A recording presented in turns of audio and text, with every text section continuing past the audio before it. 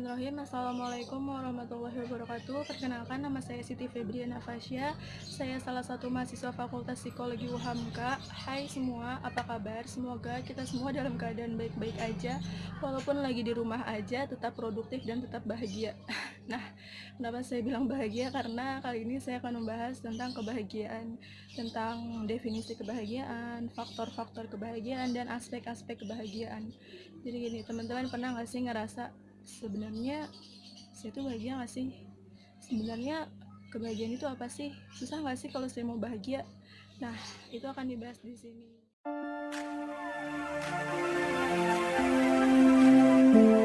Di sini saya ngambil dari 3 tokoh terkait definisi kebahagiaan.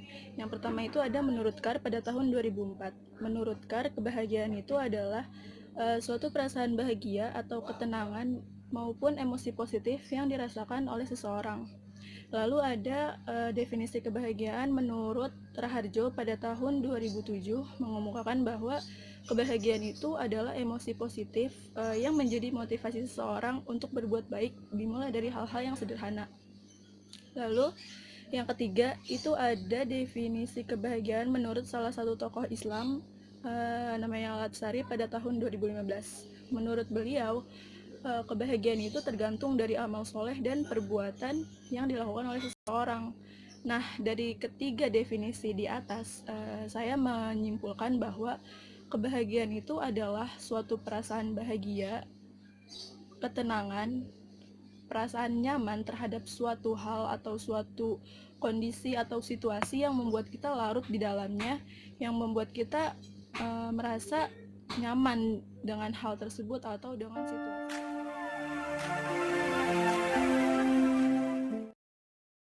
Lalu yang kedua ada faktor-faktor kebahagiaan. Di sini saya ambil faktor kebahagiaan menurut Carr pada tahun 2004. Nah, faktor-faktor kebahagiaan menurut Carr ini ada beberapa macam. Nah, yang pertama itu ada budaya. Budaya dan kesamaan sosial ini memiliki tingkat kebahagiaan yang lebih tinggi gitu. Contohnya gini, kita umat Islam dianjurkan untuk berbagi kepada sesama, kepada saudara-saudara kita yang lebih membutuhkan. Ketika kita memberikan sedikit apa yang kita punya kepada saudara-saudara kita yang lebih membutuhkan, itu artinya kita memberikan kebahagiaan kepada mereka.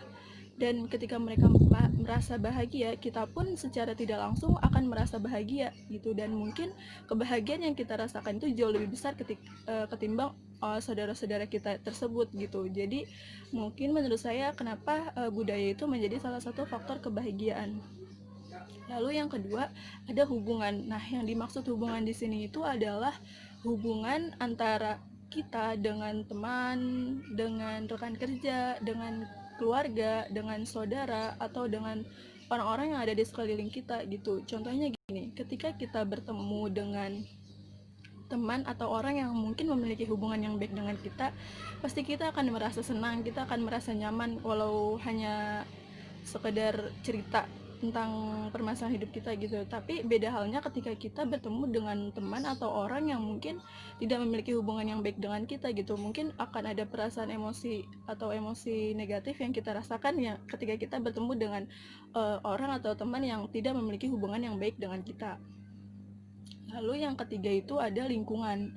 Nah, yang dimaksud lingkungan di sini itu adalah lingkungan fisik tempat kita tinggal.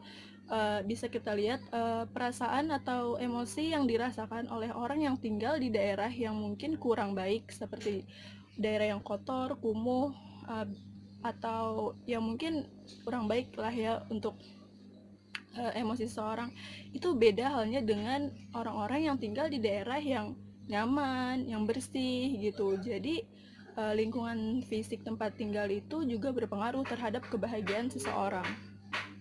Lalu yang keempat itu ada kesehatan. Nah, kita semua tahu lah ya, kalau misalkan kita sehat, otomatis kita bisa melakukan aktivitas-aktivitas kita lebih produktif gitu. Dan ketika kita melakukan aktivitas tersebut, melakukan aktivitas yang mungkin kita sukai, dan itu akan membuat kita menjadi lebih bahagia. Beda halnya ketika kita sedang sakit. Kalau kita sedang sakit, itu artinya kita nggak bisa melakukan aktivitas secara maksimal gitu, dan artinya mungkin kebahagiaan kita juga akan berkurang kalau misalkan kita lagi sakit. Nah, jadi itu kenapa kesehatan menjadi salah satu faktor kebahagiaan. Lalu yang kelima itu ada produktivitas. Nah, yang dimaksud produktivitas di sini itu berkaitan lagi dengan kesehatan. Ketika kita sehat, otomatis kita akan menjadi lebih produktif. Kita bisa kuliah, kita bisa belajar, kita bisa olahraga, dan melakukan aktivitas-aktivitas lainnya yang produktif, yang bisa membuat kebahagiaan, yang bisa meningkatkan kebahagiaan kita. Jadi itu mengapa produktivitas seseorang bisa menjadi salah satu faktor kebahagiaan orang tersebut.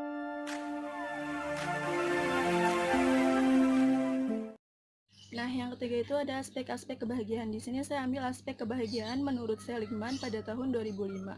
Ia mengemukakan bahwa kebahagiaan itu terdiri dari 3 aspek. Yang pertama itu ada kepuasan terhadap masa lalu, optimisme terhadap masa depan, dan kebahagiaan pada masa sekarang. Kita bahas yang pertama itu kepuasan terhadap masa lalu.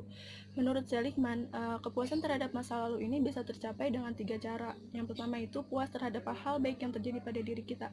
Kita puas terhadap hal yang mungkin terjadi pada diri kita. Kita nikmati, kita syukuri, karena mungkin dengan hal tersebut kita bisa menjadi pribadi yang lebih baik lagi gitu. Kita bisa menjadi orang yang jauh lebih baik lagi dengan musibah yang mungkin pernah menimpa diri kita gitu. Jadi syukuri segala apapun yang kita terima, apapun yang kita punya dalam hidup kita. Lalu yang kedua itu ada menghilangkan pemikiran bahwa masa lalu sebagai penentu masa depan. Kenapa?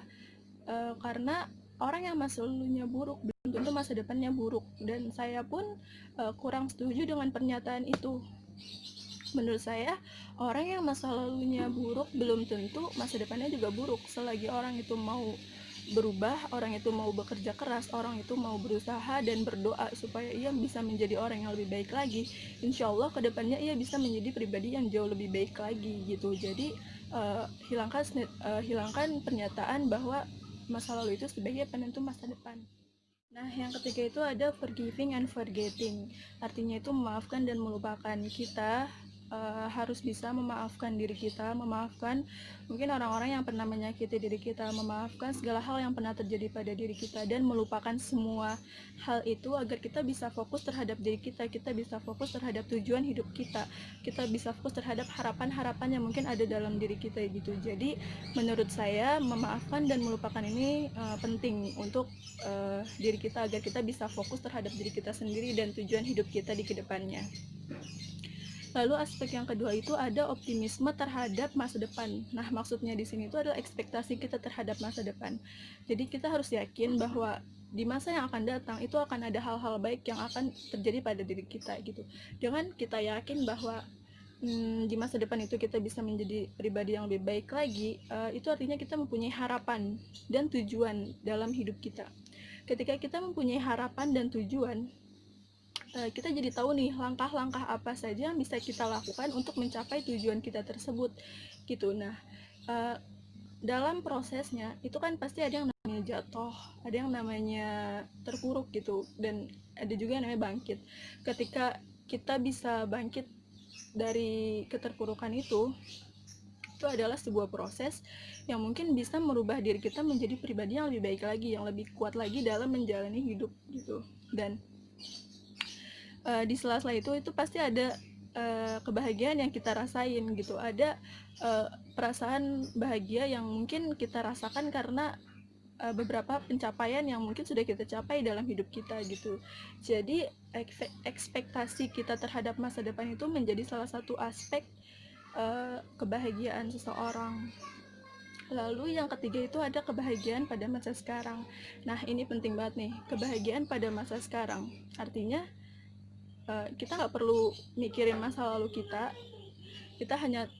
kita hanya fokus pada hidup kita yang sekarang, kita fokus pada diri kita pada saat ini gitu.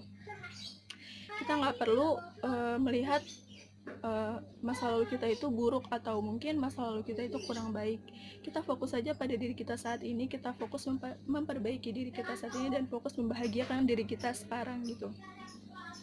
Nah, menurut saya kebahagiaan kita pada masa sekarang ini bisa dilakukan dengan cara kita bersyukur gitu. Ketika kita bersyukur atas semua nikmat yang udah Allah kasih buat kita, insya Allah kita akan lebih merasa bahagia, kita akan lebih merasa tenang, kita akan lebih merasa bahwa hidup kita ini ya kita yang tentuin kita mau apa, ya kita harus jalanin sesuai sama diri kita gitu. Mungkin kalau misalkan ada hal yang menurut kita kurang baik, ya kita nggak usah melakukan hal itu gitu. Jadi semuanya itu tergantung pada diri kita. Kebahagiaan itu kita yang tentuin, kita yang buat, kita yang rasain gitu. Nggak perlu lihat kebahagiaan orang lain, lihat aja kepada diri kita sendiri.